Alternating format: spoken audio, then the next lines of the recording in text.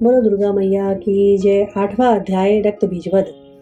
महिषी मेधा ने कहा, चंड और मुंड नामक असुरों के मारे जाने से बहुत सी सेना के नष्ट हो जाने से असुरों के राजा प्रतापी शुंभ ने क्रोधयुक्त होकर अपनी संपूर्ण सेना को युद्ध के लिए तैयार होने की आज्ञा दी।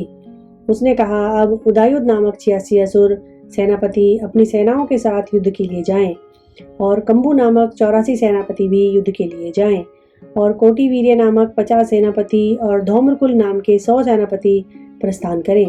कालक, दौरिद, मौर्य और कालके यह दैत्य भी मेरी आज्ञा से सजकर युद्ध के लिए कूच करें। भयानक शासन करने वाला असुरों का स्वामी शुंभ इस प्रकार आज्ञा देकर बहुत बड़ी सेना के साथ युद्ध के लिए चला। उसकी सेना को अपनी ओर आता देखकर चंडिका ने अपने धनुष की टंकार से पृथ्वी और आकाश के बीच का भाग बुझा दिया। हे राजन, इसके पश्चात देवी के सिंह ने दहाड़ना आरंभ कर दिया और अंबिका के घंटे के शब्दों ने उस ध्वनि को और भी बढ़ा दिया। धनुष की टंकार, शेर की दहाड़ और घंटे के शब्द से पृथ्वी और आकाश के बीच का भाग गूंज उठा और इसके साथ ही देवी ने अपने मुख को और भी भयानक बना लिया। ऐसे भयंकर शब्दों को सुनकर राक्षसी सेना ने देवी और सिंह को चारों ओर से घेर लिया। हे राजन, उस समय दैत्यों के नाश के लिए और देवताओं के हित के लिए ब्रह्मा, शिव, कार्तिकेय, विष्णु तथा इंद्र आदि देवों की शक्तियां जो अत्यंत पराक्रम और बल से संपन्न थी, उनके शरीर से निकलकर उसी रूप में चंडिका देवी के पास गई। जिस देवता का जैसा रूप था, जैसे आभूषण थे, जैसा वाहन था, वैसा ही रूप, आभूषण और वाहन लेकर उन देवताओं की शक्तियां दैत्यों से युद्ध करने के लिए आई। हंस युक्त विमान में बैठकर और रुद्राक्ष की माला तथा कमंडल धारण करके ब्रह्मा जी की शक्ति आई। वृषभ पर सवार होकर, हाथ में त्रिशूल लेकर, महानाग का कंकन पहनकर और चंद्र रेखा से विभूषित होकर भगवान शंकर की शक्ति माहेश्वरी आई। मोर पर आरूढ़ होकर हाथ में शक्ति लिए और दैत्य से युद्ध करने के लिए कार्तिकेय जी की शक्ति उन्हीं का रूप धारण करके आई। भगवान शंकर की शक्ति गरुड़ पर सवार होकर शंख, चक्र, शांगदा, धनुष और खड़ग हाथ में लेकर आई। श्री हरि की शक्ति वाराही वारा का शरीर धारण करके आई और नरसिंह के समान शरीर धारण करके उनकी शक्ति नारसिंगी भी आई। उसकी गर्दन के झटकों से आकाश के तारे टूट पड़ते थे। इसी प्रकार देवराज इंद्र की शक्ति इंद्र भी ऐरावत के ऊपर सवार होकर आई। पश्चात इन देव शक्तियों से घिरे हुए भगवान शंकर ने चंडिका से कहा, मेरी प्रसन्नता के लिए तुम शीघ्र ही इन असुरों को मारो। इसके पश्चात देवी के शरीर में से अत्यंत उग्र रूप वाली और सैकड़ों गीदड़ियों के समान आवाज करने वाली चंडिका शक्ति प्रकट हुई। उस अपराजिता देवी ने धूमिल जटा वाले भगवान शंकर जी से कहा, हे प्रभु, आप मेरी ओर से दूत बनकर शुंभ और निशुंभ के पास जाइए और उन अत्यंत गर्वीले दैत्यों से कहिए तथा उनके अतिरिक्त और जो भी दैत्य वहां युद्ध के लिए उपस्थित हों, उनसे भी कहिए, जो तुम्हें अपने और जीवित रहने की इच्छा हो तो त्रिलोकी का राज्य इंद्र को दे दो। देवताओं को उनका यज्ञ भाग मिलना आरंभ हो जाए और तुम पाताल को लौट जाओ। किंतु यदि बल के गर्व से तुम्हारी लड़ने की इच्छा हो तो फिर आ जाओ। तुम्हारे मांस से मेरी योगिनियां तृप्त होंगी। चूंकि उस देवी ने भगवान शंकर को दूत के कार्य में लगाया था, इसलिए वह संसार में शिवदूती के नाम से विख्यात हुई। भगवान शंकर ने देवी का संदेश पाकर उन दैत्यों के क्रोध का कोई आर पार न रहा और जिस स्थान पर देवी विराजमान थी वहां पहुंचे और जाने के साथ ही उन पर बाणों और शक्तियों की वर्षा करने लगे। देवी ने उनके फेंके हुए बाणों, शक्तियों, त्रिशूल और फरसों को अपने बाणों से काट डाला और काली देवी उस शक्ति के साथ आगे खड़ी होकर शत्रुओं को त्रिशूल से विदीर्ण करने लगी और खटवांग से कुचलने लगी। ब्रह्माणी जिस तरफ दौड़ती थी उसी तरफ अपने कमंडलों का जल छिड़क कर दैत्यों के वीर्य और बल को नष्ट कर देती थी।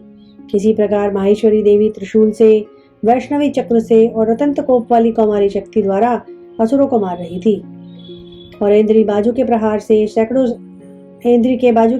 सैकड़ों दैत्य रक्त की नदियां बहाते हुए पृथ्वी पर सो गए। वाराही ने कितने ही राक्षसों को अपनी थूथन द्वारा मृत्यु के घाट उतार दिया। दाढ़ों के अग्रभाग से कितने ही राक्षसों की छाती को चीर डाला और चक्र की चोट से कितनों ही को विदीर्ण करके धरती पर डाल दिया। बड़े बड़े राक्षसों को नारसिंगी अपने नखों से विदीर्ण करके भक्षण कर रही थी और सिंहनाद से चारों दिशाओं को गुंजाती हुई रणभूमि में चल रही थी। शिवदूती के प्रचंड अट्टहास से कितने ही दैत्य भयभीत होकर पृथ्वी पर गिर पड़े और उनके गिरते ही वह उनको भक्षण कर गई।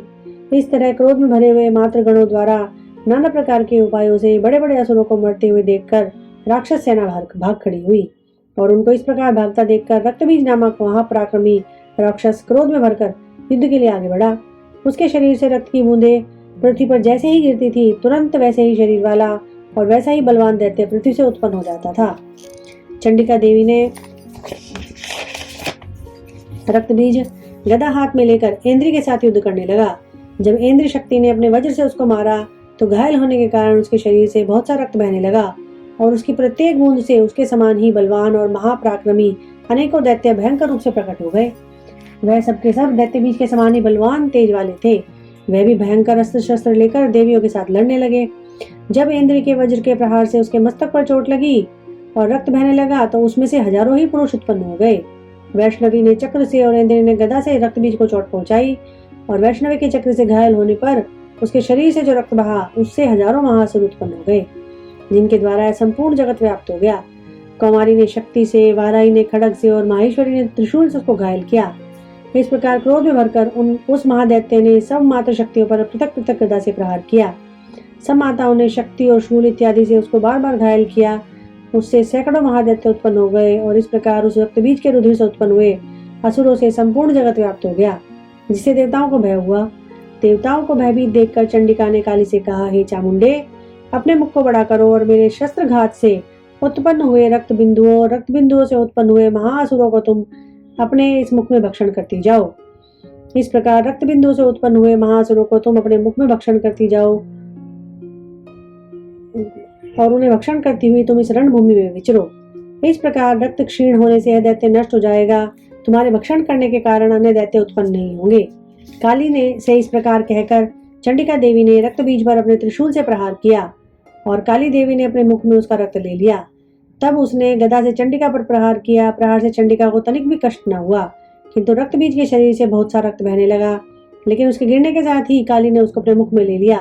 काली के मुख में उस असुर के रक्त से जो असुर उत्पन्न हुए उनको उसने भक्षण कर लिया और रक्त को पीती गई।